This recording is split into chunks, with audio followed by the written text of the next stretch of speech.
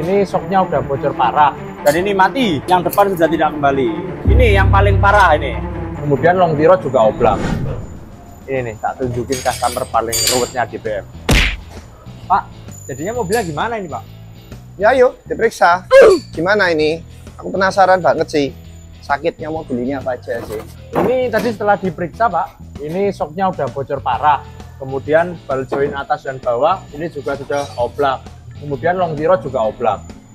Nah, taunya gimana kalau itu oblak semua? Nah, kita menggunakan alat yang namanya noise road simulator ini Pak. Dia jadi mensimulasikan ketika mobil ini berjalan di jalanan yang tidak rata, sehingga kita tidak perlu menggunakan feeling atau perasaan. Kita langsung cek di bagian kolong mobil ketika diguncang ini alat ini, dan dia bisa ketahuan nih part mana aja yang sudah oblak. Waktu dipegang aja ini udah kerasa sih Pak, ini udah mulai kocak. Oh my god, bro. Oh, hell no, man. Ya apa tahu ya Mas? Nah itu kan ada kayak tek tek tek tek gitu dirasakan, itu dirasakan. Wah, memang harus punya pengalaman ya. Iya. Dipegangin ya nggak tahu bedanya. Ya. Ntaran kalau dibongkar bisa ketahuan lagi nggak yang Bisa lebih jelas. Bisa lebih jelas. Ini ntaran aku ingin lihat mana yang bedanya yang masih bagus sama yang udah jelek ya. Cuman gini, aku dikasih tahu temen yang punya showroom mobil bekas, bisa diperbaiki katanya. Kalau yang komponen-komponen seperti ini gimana? Sebetulnya bisa, cuman di kami itu tidak rekomendasi. Karena apa? Karena ketika kita reparasi itu biayanya setengah dari harga baru kurang lebihnya. Beli ganti baru bisa sampai 2 tahun hingga 3 tahun. Kalau direparasi paling hanya 2 bulan aja, sehingga worth of value-nya itu kurang. Iya sih, 2 bulan lawan 2-3 tahun ya. Iya, ini kalau longnya kena, long tirot kena ini kurang lebih kayak gini. Dia ban ini bisa bergoyang kiri kanan seperti ini, yang seharusnya dia tidak boleh goyang seperti ini. Oke, coba ya, coba goyang. Boleh, boleh. Tahu. Ya goyang sih, cuman dari gini aja ketahuan ya. Iya. Oh. Dari ball join kita goyangnya atas bawah. Kalau tadi kiri kanan, ini atas bawah. Gini. Iya. Berat toh. Berat. Dan berat kalau ball join. Maksudnya nggak terasa goyangnya sama sekali. Coba. Maksudnya Mas Bro-nya bisa ngerasain ya kalau ini ball joinnya rusak. Nah, ini terasa. Dia sudah kocak kayak gini. Meskipun sedikit, memang ini tidak boleh ada sama sekali. Gitu deh. Sambil dipegang ini bisa terasa gitu. Tidak kerasa. Asli loh ya. Gua nggak bisa ngerasain loh. Kan shock diganti ya katanya ya. Ya, betul. Nah ini kenapa kok Mas Bro saranin saya pakai ini? Yang pertama ini dia diameter tabungnya lebih besar, kemudian diameter shaftnya juga lebih besar, otomatis untuk suspensinya dia bakalan lebih enak dan lebih kuat. Namanya Koko Gabut, jadi semua serba penasaran. Tapi ini udah mulai tua ini guys, tuwir. Bentar ambil kursi. Ini untuk diameter standarnya dia tabungnya di 45. Oke. Kemudian untuk yang aftermarket di angka 58. Wih, lebih besar. Lebih besar 20% ya. Ya, terus beda 13 mili ya. Ya, untuk shaftnya yang standar ini di 14. Oke. 14 mili, dan yang aftermarket di 20 mili. Besar sekali. Besar. Beda 6 mili. Ya, beda 6 mili, hampir 50%. Iya, betul. Depan. Kalau depan untuk standar dia di 45 mili.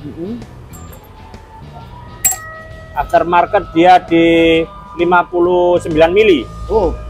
Shaftnya depan 13 mili. Yang aftermarketnya di 20. Besar banget ya. Besar Jadi banget. pasti lebih kuat ya. Lebih kuat, lebih enak.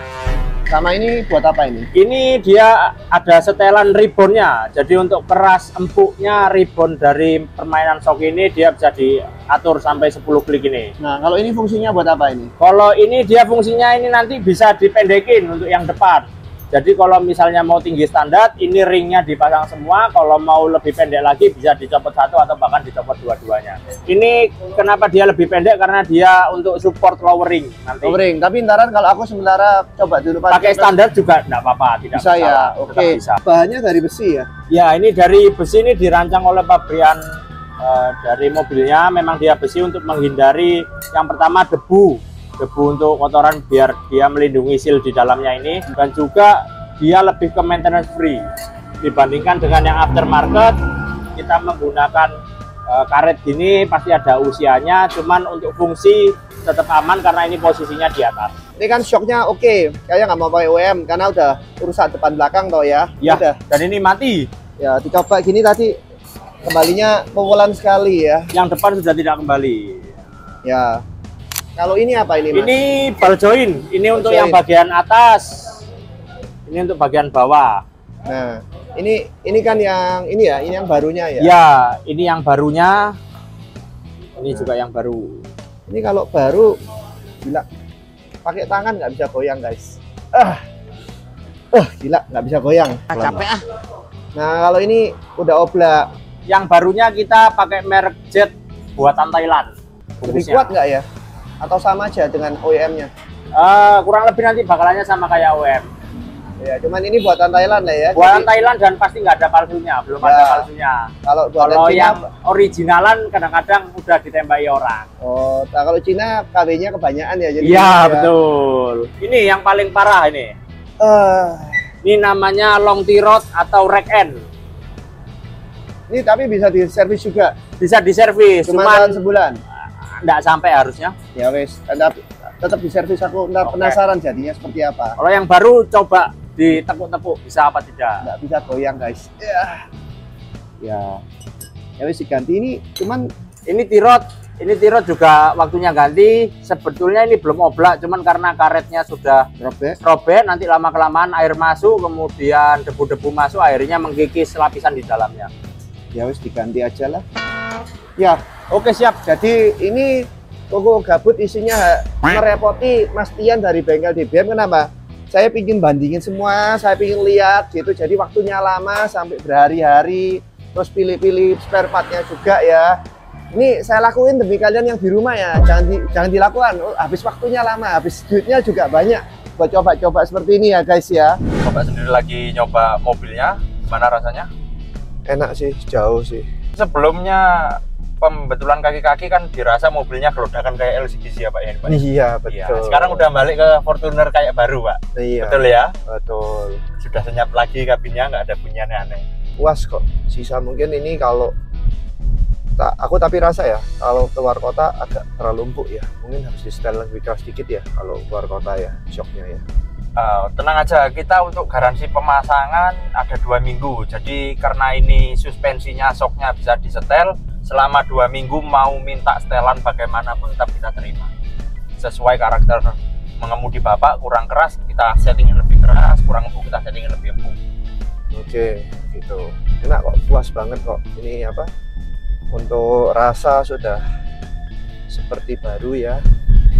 Sudah dengar sendiri kan apa kata customer satu ini. Seperti yang kalian tahu, meskipun agak susah nyetingnya di bagian bawah mobil, cuman kalian nggak perlu gonta-ganti skok untuk mencari karakter seperti apa sih yang untuk kalian pinginkan ini. Tinggal setting aja dari shocknya, klik beres. Dan buat kalian nih yang pengen mobilnya ganti kaki-kakinya dan lain sebagainya, bisa langsung aja datang ke DBM ID Jalan Ngagel Jaya,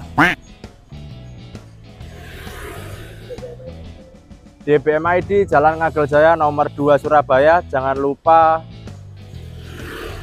lupa reservasi dulu atau konsultasi dulu WhatsApp Artian. Terima kasih.